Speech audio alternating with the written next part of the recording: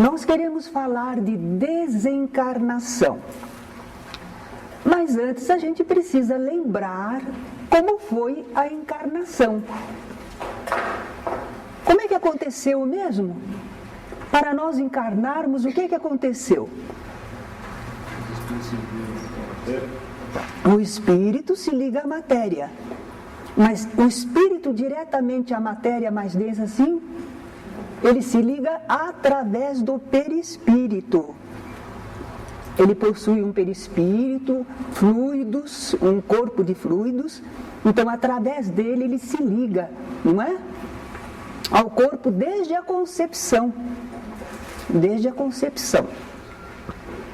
Essa encarnação que houve, como é que vai acontecer para terminar? O corpo morre. Se o corpo não morrer, o espírito não vai embora. Ele está ligado, ele se enraizou. Então, quando o corpo morre, é que nós nos desligamos, nós nos libertamos. E é interessante que às vezes os espíritos se comunicam e eles não estão muito bem esclarecidos, eles não sabem de todo, eles sabem que morreram, mas eles não querem morrer às vezes. Então eles querem voltar e animar o corpo, mas eles não podem, eles não conseguem. Uma vez que o corpo morreu, o espírito não consegue movimentá-lo. Muito bem. E uma vez que o corpo está morto, o perispírito vai se desligar dele. Vai se desligar. Lembram que a gente falou que é como que se enraizasse? É molécula a molécula. Agora então também tem que desenraizar, né? O espírito com o seu perispírito. E nós então chamamos de desencarnação. Eu tinha uma colega na prefeitura que não gostava dessa palavra. Ah, não fala desencarnação, parece que está tirando a carne. Tudo depende de nos acostumarmos com a palavra, não é? Para nós, desencarnação não tem nada de horrível. É o espírito se desprendendo do corpo, se libertando do corpo, retornando à vida espiritual. Qual é o problema que tem aí? É um processo lindo. A vida continua. Só o corpo morre, não é? Então aí a gente volta à vida espírita, que é essa vida do espírito conservando o seu perispírito, seu corpo de fluidos. Esse desprendimento do espírito em relação ao corpo, aquele perispírito dele vai se desenraizar, mas isso não é feito assim bruscamente. É feito de uma forma gradativa. Os laços fluídicos, eles não se quebram, eles não se rompem. Eles vão se desatando. Então é uma coisa gradativa. E o interessante é que o desligamento começa dos pés para a cabeça. O último centro a ser desligado, o ponto de contato do espírito com o corpo, é o cérebro. A gente nota às vezes que os membros inferiores vão esfriando, não é? Mas a vida ainda está na pessoa, né? Quando o espírito está se desligando do corpo, quando ele vai terminar a sua ligação com o corpo, quando ele vai se libertar, antes disso ele tem uma visão panorâmica. É uma visão rápida, é resumida, mas é muito viva e muito fiel do quê? Daqueles pontos principais da sua vida, da existência que está findando. Ele vê como se fosse assim, num cinema, as cenas principais. O espírito, na sua mente, ele vê, ele recorda, passa como se fosse um filme para ele. Mas não é tintim por tintim, são as cenas mais importantes. Mas como ele viveu, cada cena que ele vê, ele instantaneamente sabe do que se trata. Ele revive muitas situações. É isso que eles chamam uma visão panorâmica. Agora, interessante, uma pessoa disse, sabe o que parece? Parece uma fita de vídeo rebobinando. Quando ela vai rebobinar, não passa aquelas cenas rápido? Então, bom, também vem em seguida uma perturbação espiritual. Por quê? Se ele veio do mundo espiritual e agora está retornando ao mundo espiritual, por que tem perturbação? É a mesma coisa, não exatamente, mas para a gente ter uma ideia. Quando a gente sai de um lugar iluminado e entra num lugar mais escuro, ou quando a gente está num lugar escuro e entra para um lugar todo iluminado, a gente demora um pouquinho, não é? A acostumar, a se ambientar. Então o espírito passa por uma perturbação espiritual, porque ele estava acostumado a receber as impressões pelos órgãos dos sentidos do corpo. E agora não, ele está desligado do corpo, ele vai receber as impressões perispiritualmente, mas ele se desacostumou um pouquinho, ele não está exercitado nisso, então ele passa por uma certa perturbação. Essa perturbação varia de espírito para espírito, porque depende muito do grau de desenvolvimento dele, não é? O que será que influi nesse processo da desencarnação? Quando a gente vai desencarnar, reintegrar-se à vida espiritual, quais as condições, o que é que influi para ser de um jeito ou de outro? Por exemplo, das circunstâncias da morte do corpo. Será que foi uma morte por velhice? Se foi uma morte por velhice, a carga vital já foi se esgotando. É natural, a gente aure uma carga vital para começar a vida. Essa carga vital se mantém com alimentação, com a luz solar, com o ambiente, mas acontece que vai se esgotando. Com o uso do corpo, ela vai se esgotando. O corpo, inclusive, não guarda mais, não assimila tanto, não é? Então, vai se desligando. Pouco a pouco, já está em processo de desligamento. Então, costuma ser uma desencarnação mais natural e fácil. Então, o espírito poderá superar logo a fase de perturbação. Bom, mas isso também depende, porque tem gente que tem idade e é apegada ao corpo, não é? Mas, normalmente, a pessoa começa já, às vezes até percebe o plano espiritual, tem sonhos especiais, ela começa já a se ambientar. E se for por doença prolongada, nós às vezes dizemos assim, não, eu quero morrer de repente, como um passarinho. A gente pensa que é bom, mas será que é? A gente está vivendo de repente, já não está mais aqui. E as coisas todas que ficaram? E as pessoas com quem a gente queria falar? Não é? Então, às vezes, uma doença prolongada, que a gente acha tão ruim, não é? Ela promove esse desligamento também, pouco a pouco, vai esgotando a vitalidade do corpo. E a pessoa, diante do corpo, que já está enfraquecendo, está doente, ele está percebendo que vai desencarnar, a pessoa se prepara psicologicamente para a desencarnação.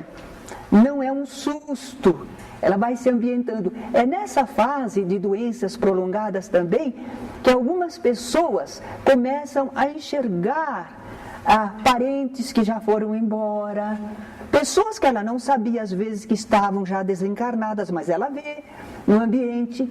E os familiares nem sempre entendem e pensam que a pessoa está delirando, está tendo alucinação, mas nem sempre não. Às vezes ela está vendo mesmo os seres queridos que já estão do lado de lá, não é?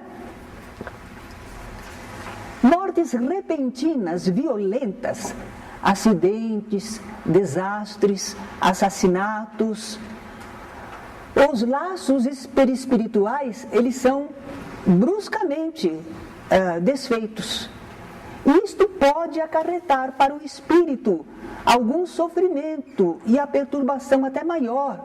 Foi muito brusco. Porém, não é assim para todos. Por quê? Porque às vezes os nossos amigos espirituais, nossos anjos de guarda, nossos protetores, eles já sabiam do momento da dificuldade que iríamos passar, eles já estão por lá. Às vezes um ônibus sofre um acidente terrível, morrem várias pessoas dentro do ônibus, mas já havia socorro lá. O plano espiritual sabia e se organiza para recolher as pessoas. Mas para aquele que desencarnou bruscamente, ele às vezes se sente meio atordoado, não é? Isso ocorre também com os suicidas. Porque como ele precipitou a desencarnação, ele forçou a desencarnação, o corpo estava cheio de vitalidade, não estava esgotado, então ele quer ir embora, mas ele ainda se sente preso ao corpo, a carga vital vai se esgotar ainda. E se ele se sente preso ao corpo, ele vai ter impressões dolorosas. Ele vai sentir-se acompanhando o corpo no sepultamento e assim por diante. Não é para todos os suicidas, mas para muitos deles isto acontece. Mas já há socorro espiritual também em favor dos suicidas. Justamente porque a gente sabe dessas dificuldades. E a misericórdia divina não vai deixar sem amparo, não é? Outra coisa que influi na desencarnação é o grau de evolução do espírito desencarnante. Isso é claro. Vale a pena a gente exercitar e desenvolver o seu eu espiritual, porque vai funcionar melhor para tudo. Uma pessoa espiritualizada, ela tem mais facilidade de desvencilhar-se do corpo físico. Por quê? Ora, ela já vinha cultivando as qualidades da alma, ela já orava, já meditava, estudava, pensava, vibrava. Esta pessoa não vivia só para o corpo material, ela vivia também espiritualmente. Agora, uma pessoa muito materialista, apegada aos sentidos, quer gozar a vida, gosta das sensações e cultiva as sensações, e aí o desprendimento é um pouco mais difícil, mais demorado. Porque, como é que dizia Jesus? Onde estiver o seu tesouro, aí estará seu coração. Você está apegado à matéria? Então é aí que está o seu interesse e a sua fixação. Fica mais difícil, mas acaba também se desligando. Então o espírito evoluído, a perturbação nele é natural, menos demorada, menos sofrimento. Porque ele já estava habituado um tanto com a vida espiritual. Então, quando ele se sente assim, ele começa a perceber o plano espiritual, ele ora. Sempre que uma pessoa de fé se sente em dificuldade, qualquer dificuldade, ela ora. E nesse orar ela estabelece ligação com o plano espiritual superior, não é? Então, é mais fácil o desligamento para o espírito evoluído. Para o espírito pouco evoluído, apegado à matéria, ele às vezes pode passar por uma perturbação difícil, demorada. Ele pode sentir ansiedade, angústia. Não precisava tudo isso. Mas é como nós somos assim, não é? Temos um exame médico para fazer. E esse exame médico pode dizer que a gente vai ter uma doença.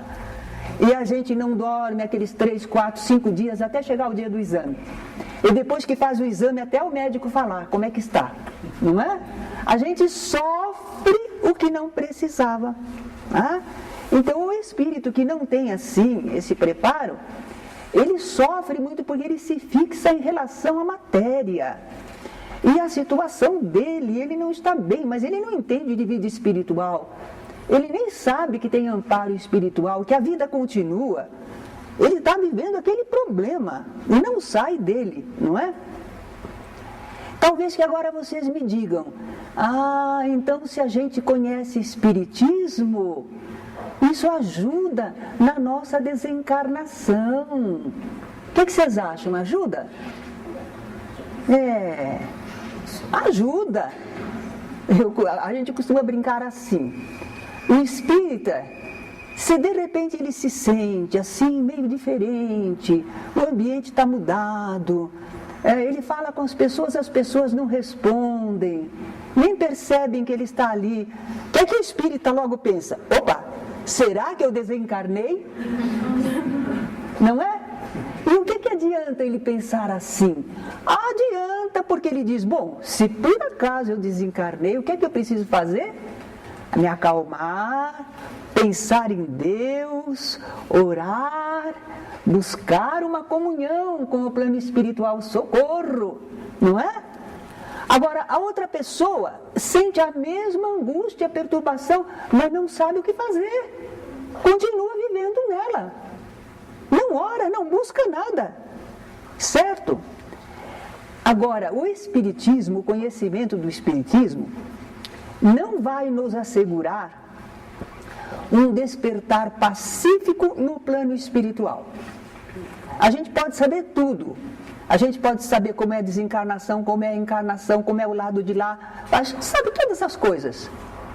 Mas a gente, quando desencarna, só vai ter um bem-estar se a gente está em ordem com a lei divina. E isso, estar em ordem com a lei divina, não quer dizer que a gente seja perfeito. Imagina esperar a perfeição de nós, né? Seria terrível. Não. Você faz o que pode de melhor dentro da sua vida, de acordo com o seu entendimento, de acordo com o seu senso de fraternidade. Você fez o melhor. Procurou cumprir os deveres, cuidou da família, respeitou o próprio corpo. Então, se você agiu assim, porque você entende aquilo que o Espiritismo nos fala, quando você morre o seu corpo, você desperta espiritualmente e você não sente aquele mal-estar terrível. Você se preocupa um pouco. Às vezes a gente diz assim, será que a minha família vai ficar bem? Será que eles vão compreender? Não é? Oh meu Deus, e agora para onde eu vou? Será que eu estou em condições de receber um lugar razoável? Não é? Misericórdia, meu Deus, a gente tem um pouco de preocupação, mas a gente não tem horror. Alguns espíritos se comunicam e dizem assim, eu estou muito doentinho, mas eu não quero morrer, viu? Eu não quero morrer. E a gente tem que contornar a situação, ajudar sem falar que ele morreu, né? Então, algumas pessoas estão assim. O espírita já tem outra compreensão, isso ajuda bastante. Mas se ele não praticou o bem, ele incorre em situações de efeito daquilo que ele causou. É a lei de causa e efeito. A cada um segundo suas obras. A lei divina é perfeita. Não adianta só conhecer, tem que viver, não é? Bem, felizmente, graças à sabedoria divina, nós não somos julgados só pelo que a gente sabe. Você já imaginou, né? Você sabia, não fez nada. Não somos julgados só por isso. Nós somos avaliados, dentro do nosso grau de desenvolvimento, o que pudemos fazer, não é? Às vezes não fomos grandes pessoas, mas também não nos comprometemos demais. Agora, se a gente conseguiu cultivar as qualidades espirituais, Jesus fala no seu Evangelho, granjeai amigos com as riquezas da iniquidade, para que quando elas vos faltarem, eles vos recebam nos tabernáculos eternos. Fazer amizade. Como é que a gente faz amizade? Ajudando as pessoas, sendo fraterno com elas. Nós estabelecemos laços afetivos. Porque tudo aquilo de que a gente dispõe é riqueza injusta. Nós ainda não merecemos tudo isso. Você está aqui saudável e o outro não tem saúde, não. Você tem inteligência para conseguir um emprego, trabalhar, e o outro não pode, não. Você usufrui de uma porção de coisas que, se for analisar, não é justo. mas é a misericórdia divina, dando oportunidade para nós. Então, se nós servirmos ao bem e fizermos as pessoas sentirem-se melhor, ajudamos a resolver problemas, abrimos caminho para elas, ou abrimos o sentimento, a amizade, se nós fizermos isso, as pessoas são imortais como nós somos também. E quando nós desencarnamos, alguns já estão do lado de lá. E eles nos recebem nos tabernáculos eternos. O sentimento não morre. Nós teremos acolhida e ajuda. Jesus disse isso numa das suas parábolas, não é? Bem, estamos falando de ajuda, e essa ajuda espiritual, a bondade divina prevê e provê sempre aquilo que precisamos, em qualquer situação. Não precisamos duvidar. A misericórdia divina sempre está conosco, com todos. Mesmo aqueles que não são bons. Para nós eles são horríveis, para Deus eles são filhos. Certo? Então sempre a misericórdia divina está fazendo o melhor. Então por toda parte há bons espíritos, cumprindo os desígnios divinos. Olha lá a ideia do Espírito Santo, não é? Os bons espíritos, espíritos santos, estão por toda parte socorrendo a humanidade. Não tem ninguém que esteja totalmente desamparado. Sempre há amparo espiritual. Naturalmente que na nossa desencarnação também teremos ajuda. Por que na desencarnação não vai ter? Em tudo Deus nos ajuda, agora na desencarnação. Agora você fica aí. Não, também na desencarnação, não é? E uma dessas ajudas é exatamente isso. Familiares ou amigos desencarnados. Eles já estavam lá antes de nós, partiram antes. Então eles vêm para ajudar aquele que está desencarnando, deixando o corpo. Só a presença dele já é uma ajuda. Imagina, a gente está ali, né, naquela angústia, não se entendendo direito, não sabe o que vai acontecer, ai meu Deus, não é? E de repente você vê um rosto amigo, alguém acolhedor, você! Aí a gente já não tem medo de fazer a travessia. Não, com você eu vou, não é? Então, essas presenças amigas maravilhosas se fazem mesmo. Quando a gente dialoga com os espíritos, é uma das coisas que a gente falar. Às vezes ele vai falar, eles ainda não estão esclarecidos. Então, eles se sentem ainda em confusão. Mas quando a gente conversa com eles, vai ajudando a direcionar o pensamento, a se acalmar, às vezes até a orar, de repente eles dizem para nós, minha avó está aí, certo? Eles começam a enxergar pessoas queridas, que às vezes já estavam por perto, mas a pessoa não percebia. Quando ela se colocou numa certa posição mental, espiritual, ela começou a perceber essas presenças, não é? É um conforto, é uma alegria, dá uma confiança, dá calma para o espírito que está deixando o corpo e começando a vida espiritual. Ora, isso normalmente deve acontecer para todas as pessoas. Deus não escolhe para ajudar. Jesus falou isso também no Evangelho, né? Que a gente devia ser como nosso Pai Celestial, que faz que a chuva desça sobre bons e maus, e o sol se levante sobre justos e injustos. Deus não diz assim, aqui vai chover, porque esse pessoal é bom, precisa de chuva. Não, quando vem a chuva, vem para todo mundo. Quando vem o sol, vem para todo mundo. Então, essa ajuda aos desencarnantes é para todo mundo, regra geral.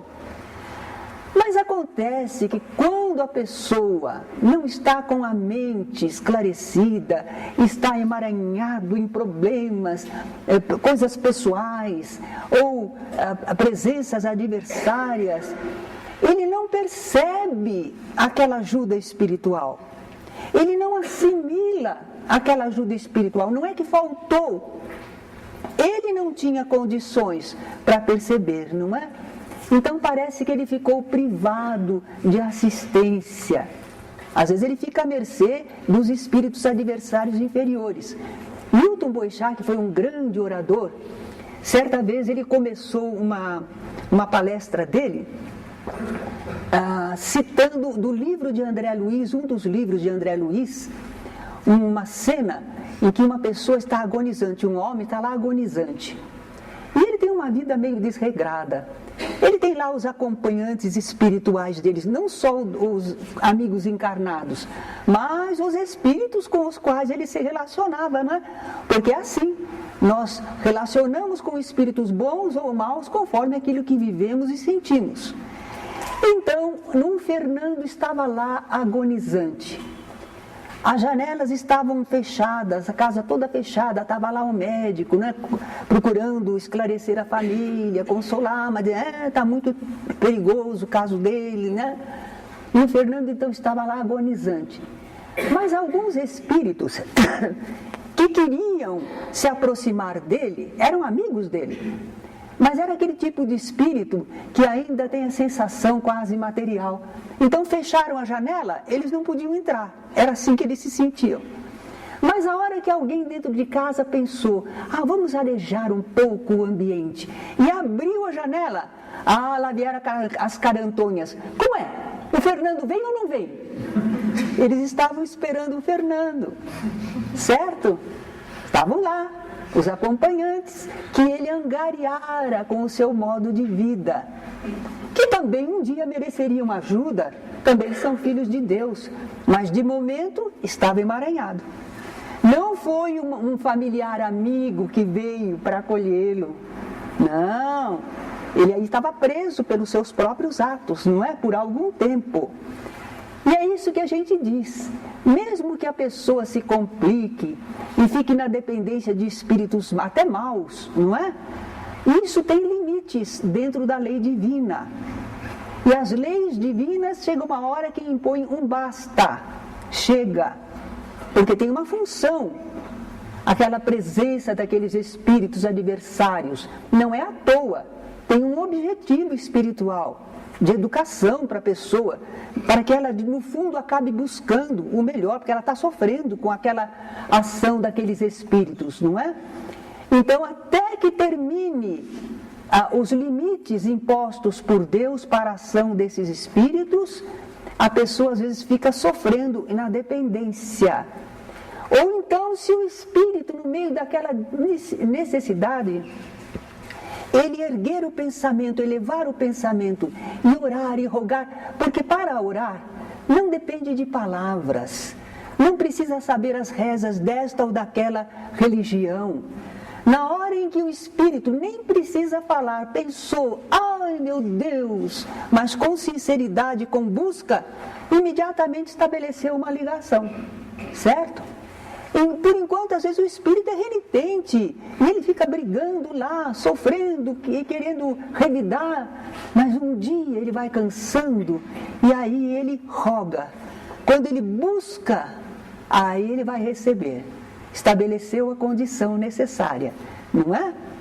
Então ninguém fica perdido nem condenado para sempre.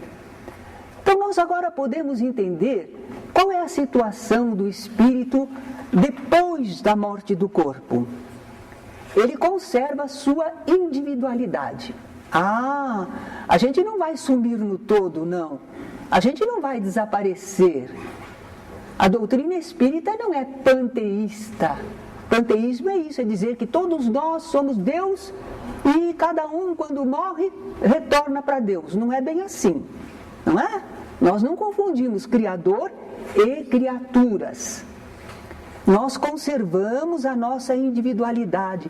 Nós nos individualizamos. Lembra? Nós fomos criados simples, ignorantes, fomos evoluindo através dos reinos inferiores e chegamos a nos individualizarmos, sermos um indivíduo, um espírito. Isso não perde, isso não acaba, não é? Então o espírito, o corpo morreu, mas ele conserva a sua individualidade. Continua ele mesmo com seus defeitos e virtudes. E qual é a aparência que ele tem? Fantasminha, alma do outro mundo. Como é que ele é? Vai de retro Satanás? Como é que ele é? Como é que é um espírito que desencarnou, deixou o corpo? Como é que ele é? Uma sombrinha? Encarnação? Isso! Envolvido quer mudar, né? O perispírito, esse corpo de fluidos, ele é plasmável. Ele plasma aquilo que o espírito mentaliza. E a pessoa, como é que ela se mentaliza? Se ela estava idosa, ela se mentaliza idosa. Se ela era jovem, ela se mentaliza. Não é que ela mentaliza, ela se sente assim. Eu sou jovem, eu sou velhinho. Então, e o perispírito apresenta essa forma que o espírito mentaliza. Quando ele sabe, ele consegue modificar a forma para melhor. Mais tarde, quando ele vai se ambientando no plano espiritual, ele costuma se apresentar remoçado. Então, às vezes, o espírito se apresenta e num sonho especial, numa vivência especial, e a pessoa diz assim: nossa, eu sonhei com o meu avô ou com o meu pai. Nossa, mas ele estava jovem. Mas era ele, certo? Quer dizer que a gente sente a individualidade, a onda mental, mas a gente estranha a forma do seu perispírito. Porque do lado de lá ele não precisa cultivar aquela forma que tinha. É conforme ele mentalizar, não é? E como é a situação do espírito do lado de lá? Depende do que ele viveu. Depende do que ele viveu. O que ele fez está refletindo. Está se retratando nele mesmo, nas suas condições e nas relações que ele estabeleceu e nos apegos que ele sente, ou não. Ou nas libertações, nos acompanhamentos sublimes, não é? Os bons sentem-se felizes e no convívio de amigos. Os maus sofrem a consequência de seus atos. Os medianos, acho que nós estamos aí, né? Os medianos experimentam situações conforme o seu pouco preparo espiritual. Mas depois da fase de transição, poderão estudar, trabalhar, prepararem-se para a nova existência a fim de continuar evoluindo. Do lado de lá da vida, agora a gente sabe, não é? Como se fossem cidades, organismos, escolas, universidades, serviços assistenciais, tudo. A nossa terra é que é uma cópia do lado de lá. Platão dizia isso, né? O nosso mundo é uma cópia do mundo espiritual. Que significado ou valor espiritual pode ter a vida de alguém que desencarnou ainda bebê? E agora? Uma vida curtinha? Para que serviu isso? Que expressão? Por que Deus deixa nascer uma criancinha e vive algumas horas? Esquisito, né? Não, tudo que Deus faz é bem feito. Deus não faz nada que não seja bom, útil, proveitoso. Aquela vida curtinha tinha uma finalidade. Houve um proveito do ponto de vista espiritual. Para o mundo, o pessoal diz assim, nem viveu. Mas acontece que era um espírito imortal procurando formar um novo corpo. E o que aconteceu? Às vezes, a pessoa precisava só de um finalzinho de existência. Uma vida que não completou, mas agora completou. Porque não é só as horas que nascem e os 9 meses dentro do corpo da mãe. Também é vida. Então foi complementação de encarnação anterior não aproveitada integralmente. Mas também pode ser que o espírito quer reencarnar, mas o nosso mundo ainda é muito imperfeito. Então, às vezes, encontra obstáculos no organismo materno, que ainda não está em condições para aquela gestação, ou nas condições do ambiente, do meio ambiente. Ou o próprio reencarnante, no seu perispírito, ele traz um desajuste. Então ele conseguiu chegar até formar o corpo, mas ele não conseguiu perdurar. Isto tem um sentido. Já está alertando, por exemplo, para a gente prestar atenção, a mãe às vezes vai se preparar melhor. Não é? Esse filhinho não conseguiu, mas eu vou me preparar bem. Vou fortalecer meu corpo para que tenha melhores condições, faço a consulta médica, vejo o que é preciso fazer, não é? E se for aquele espírito que não conseguiu reencarnar totalmente, às vezes aquilo serve para ele meditar nas dificuldades da encarnação.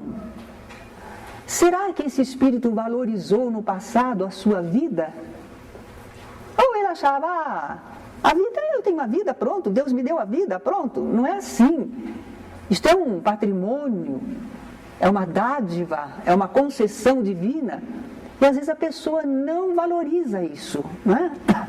Então às vezes ele precisa valorizar a reencarnação, a oportunidade. Uma vez ele não conseguiu, mas quando ele conseguir, ele vai dar mais valor. É uma educação. Deus é um grande educador. E às vezes a prova é para os pais. Testemunhar humildade, resignação, dar valor à função geradora. Então sempre há um porquê e para quê. E nunca é simplesmente para castigar. É para educar, para ensinar, para que cada espírito veja melhor as situações da vida. Então, como é a situação espiritual desde quem desencarnou criança? Nós vimos, que houve um proveito, que houve uma necessidade. Mas no lado de lá, como é que a pessoa fica? Como é que esse espírito fica? A situação dele, moralmente, espiritualmente, é a mesma da encarnação anterior, porque ele não chegou nem a viver, não chegou a fazer nada. Então, moralmente, espiritualmente, não mudou a situação, é a mesma de antes. Ele pode estar, entretanto, mais conscientizado.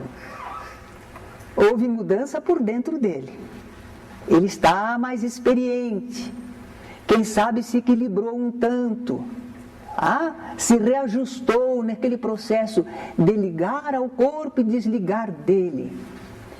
Quem sabe ele filtrou naquele corpinho algum problema de que ele era portador, uma anomalia, um desajuste no perispírito.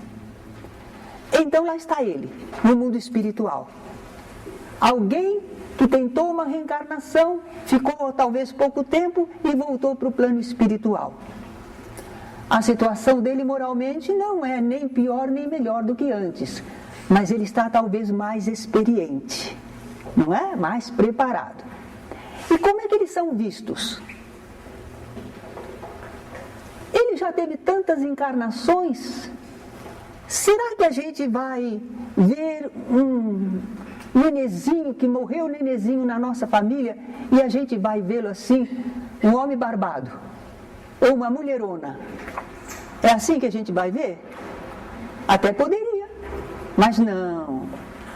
Geralmente ele ainda está se mentalizando numa forma, ele ainda se sente um nenê, um bebê, uma criança, mas que ele vai crescer, vai, perispiritualmente, mais rápido do que na Terra. Se na Terra, em 5 anos, ele ia ficar desta alturinha, em 5 meses, 10 meses, perispiritualmente, ele já está bem grandão.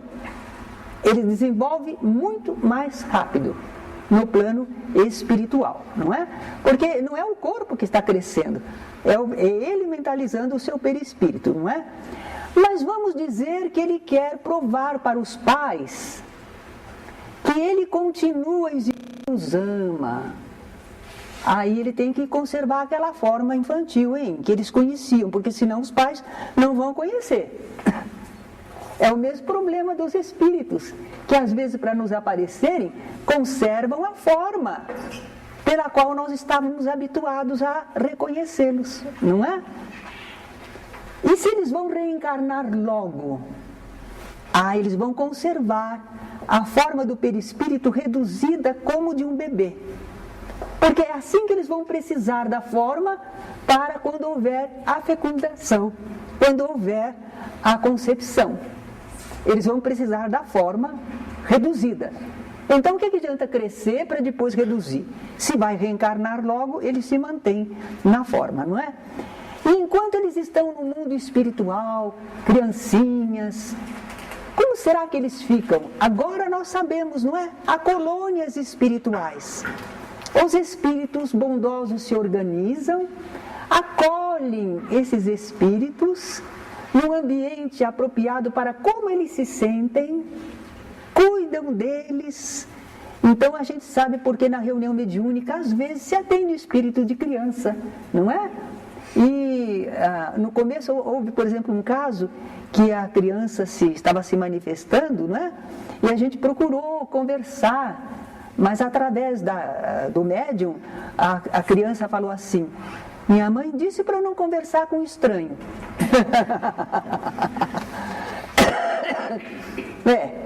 Ele não conhece a gente, não é? Ele está num lugar, não sabe por quê. Ele não está esclarecido ainda. Ele se sente uma criança e está agindo daquela maneira.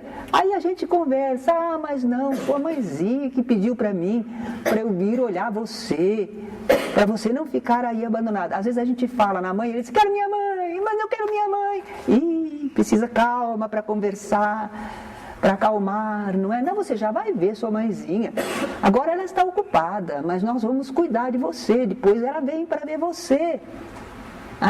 E aí eles veem muitas vezes ambientes assim. Nós estamos tentando apaziguar, conversar, e não sabemos, nós dizemos: tem gente aí que vai cuidar de você. Os tios e as tias, a gente usa esse palavreado porque a criança aceita melhor, não é? E às vezes ela diz assim: eu estou vendo, tem umas crianças lá. O que elas estão fazendo? A gente pergunta. Estão brincando. E você não gostaria de brincar com elas? Eu gostaria. Então, pode ir. Se eles estão mostrando para você, vai lá. E às vezes eles veem a tia ou o tio, alguém amigo, um espírito benévolo, não é familiar, que vem buscá-los, não é? Então eles têm socorro e amparo na vida espiritual, de acordo com como eles se sentem. Bem, agora nós precisamos pensar nas comemorações fúnebres, nos sepultamentos. Qual é a atitude do espírita? Como é que o espírita encara? Porque sociedade, religião adotam os mais variados costumes, não é? Diante da morte. Tem gente que põe comida no caixão do morto, que é porque ele vai precisar de comida. Outros acham que não, põe só as flores. Muita gente se desespera. Nós espíritas estamos aprendendo assim: respeitar os procedimentos dessas pessoas. É o que eles entendem. E eles estão sofrendo e querem fazer o bem para os seus entes queridos que desencarnaram. Respeito, não é? Mas nós não vamos aceitando fazer o que eles fazem também, se não tiver um significado espiritual. Então, nós vamos entender o que está acontecendo ali. No velório, o espírita procura não se desesperar. A gente sabe que tudo que Deus faz é bem feito. Não, mas foi aquele bandido que matou o meu marido. Não foi acaso, não. Aí havia ligações ou necessidades espirituais. Não, mas o médico errou, o diagnóstico não estava certo. Não, porque os meus familiares não cuidaram do meu paizinho, senão ele ainda estava aqui. Nada dessas coisas. Não adianta, não ajuda o desencarnante, não favorece a vida, perturba você. Calma.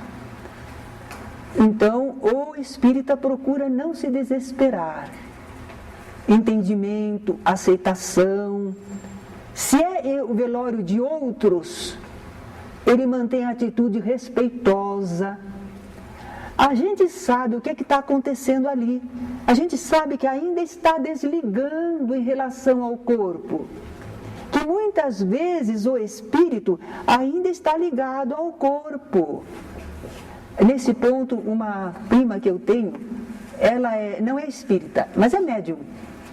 Então ela contou para mim que ela foi a um velório de uma conhecida, e quando chegou lá, ela começou a ver a amiga falecida, por ali, toda contente, porque tinha muita gente, vieram muitos parentes, e ela não se deu conta que ela estava desencarnada, ela não tinha dado conta ainda.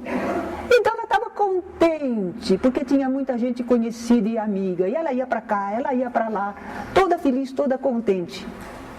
E a minha prima observava, não é? Não procurou falar com ela, observava o comportamento diferente daquele espírito, não é? Se afastou do caixão, mas não deu conta que estava desencarnada.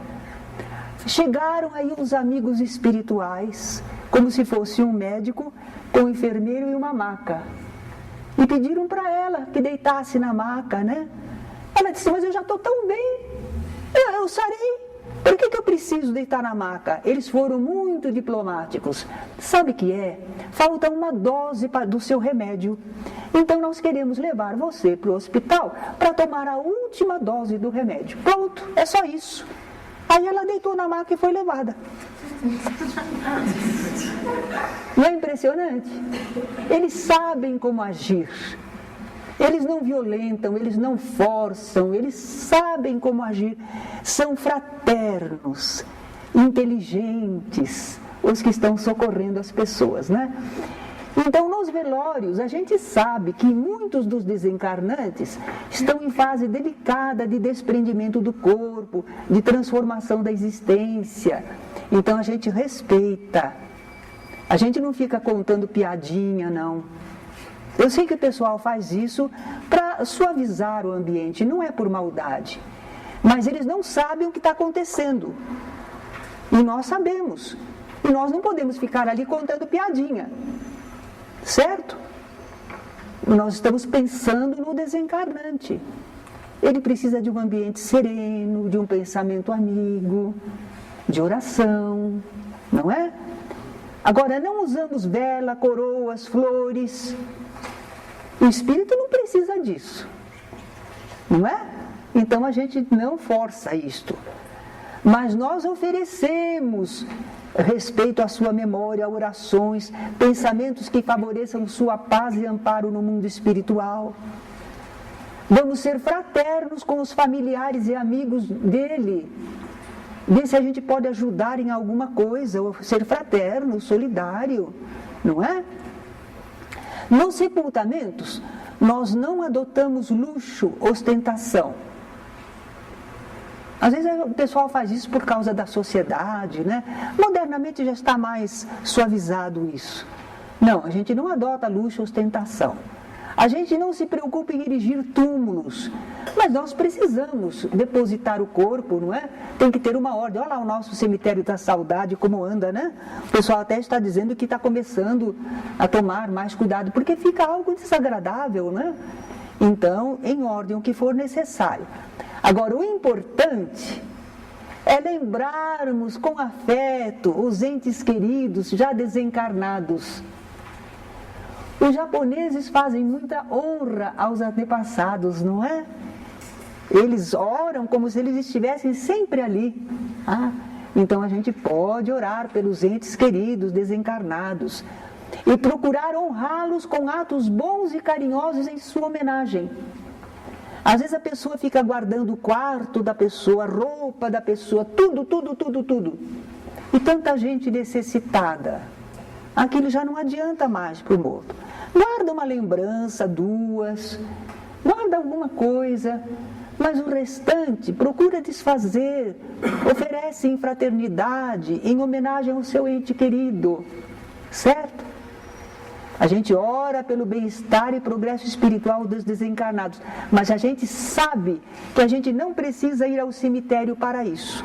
Mas não condenamos quem faz, hein? Cada pessoa sabe da sua necessidade. Nós temos uma grande companheira espírita, que quando aconteceu a desencarnação do pai dela, ela sentia uma necessidade de ir ao cemitério, ao túmulo do pai. Eu não sei. De repente ela sentia que o pai ainda estava preso lá. Ele se sentia preso no ambiente, não precisava, mas quem sabe. A verdade é que ela sentia aquela necessidade. Vamos criticar? De jeito nenhum. Certo? Vamos respeitar. Agora falta falar, sabe do quê? Cremação de cadáveres e transplante de órgãos, porque está relacionado com a desencarnação.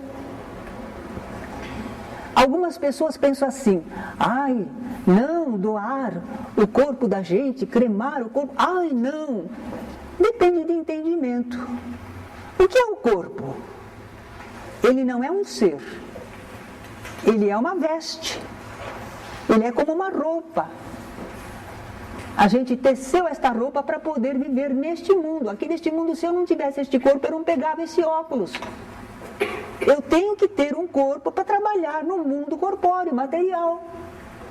Ele é um revestimento, mas não é eu. Não. Nenhum de nós é o corpo. Nós somos o espírito que anima o corpo, que está usando o corpo. Então, o corpo é muito valioso, é útil para nós espíritos quando encarnamos. Mas quando ele morre, não tem mais utilidade para nós. Ele era muito útil. Tem gente até que diz assim que quando se sentiu desencarnando e olhou o seu corpo, teve um sentimento de gratidão, porque aquele corpo lhe foi tão útil. Através dele nós vivemos, trabalhamos, realizamos, tivemos família. Então a pessoa sente gratidão, mas em verdade não serve mais para o espírito. É da lei divina. O que vai acontecer com aquele corpo? Ele vai começar a se decompor, é da lei divina. Ele não vai poder ser conservado. Ou será que a gente quer fazer múmia de novo? Não é? Não. Ele vai pela lei natural. Então, se alguém acha que gosta de ser cremado, prefere ser cremado do que enterrado, sepultado, é uma escolha da pessoa. Só que não é muito fácil, né? Não é muito fácil porque, por enquanto, só tem lá em São Paulo o crematório e tem umas certas leis, não é? Diz lá, por exemplo, 72 horas. Emmanuel, o mentor do Chico Xavier, também dizia que a gente deveria esperar pelo menos 72 horas, 3 dias. Porque parece que é um tempo razoável para que o espírito se desprenda do corpo, certo? Mas há aqueles que morrem, por exemplo, num carro que entrou num acidente e incendiou e morreu carbonizado. Então há coisas que acontecem também assim, na natureza, na vida nossa, não é? Agora, as pessoas dizem assim, mas será?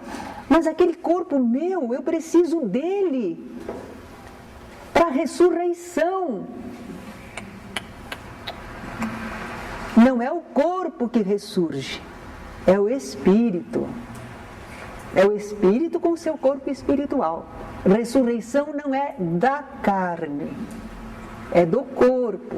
Ressurgimento espiritual, não é? Então, se o seu corpo foi cremado ou foi doado órgãos, não prejudica você espiritualmente. Não há prejuízo nenhum. Agora, se você quisesse fazer uma cirurgia em você para extrair isso, usar aquilo outro, é problema seu, responsabilidade sua, você que fez.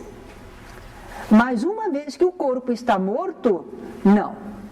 O que fizerem no corpo morto não atinge você. Bom, é claro que alguns espíritos ainda estão tão apegados ao corpo que às vezes fica bravo, né? Está o corpo, por exemplo, recebendo autópsia numa escola, numa universidade de medicina, estão fazendo experiência com os corpos dos indigentes. De repente o espírito está meio apegado lá e fica bravo. Isso aconteceu nos Estados Unidos. Um senhor contou, ele não sabia nada de vida espiritual, mas eles estavam fazendo a dissecação de um corpo, de um braço de um homem.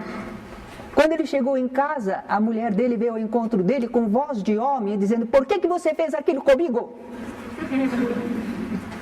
Eu fiz o quê? Não é? Aí ele diz: você usou do meu corpo, você mexeu no meu braço, deixou aqueles moços lá tudo fazerem aquilo comigo, não podia.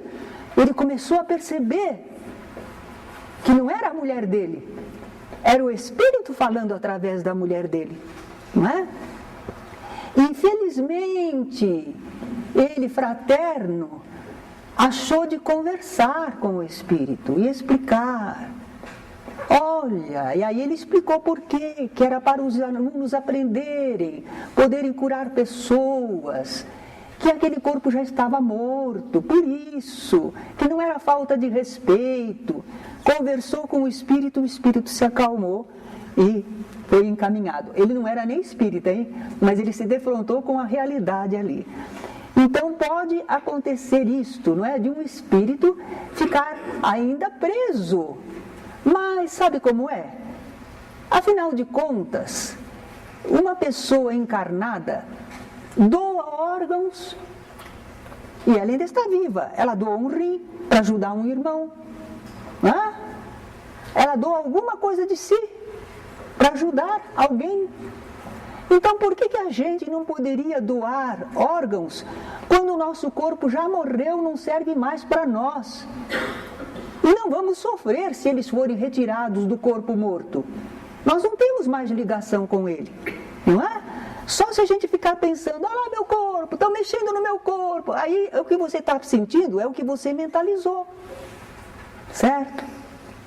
Então nós aprendemos, só que o que acontece é que é preciso conscientizar as pessoas, esclarecê-las, prepará-las para que doem. Porque se não há esse preparo, às vezes não há mesmo compreensão. Né? Você tem que estar entendendo e sentindo e achando: realmente eu não vou precisar, por isso é que eu vou doar. O único problema é a criatura humana, que é muito falha, imperfeita, e a gente sabe que tem pessoas que pagam fortunas por um órgão. E aí de repente alguém quer matar a gente porque a gente tem a doação, não é? Para usar o nosso órgão. Então vocês vejam que o problema não é da doação. Ela é normal, ela é permitida, não serve para nós, mas vai servir para outra pessoa. Nós estamos com uma roupa lá no armário. Quando nós éramos magrinhos, agora nós crescemos e engordamos. Não serve mais. E está lá a roupa. Não faz mal nenhum da gente dar para alguém, não é?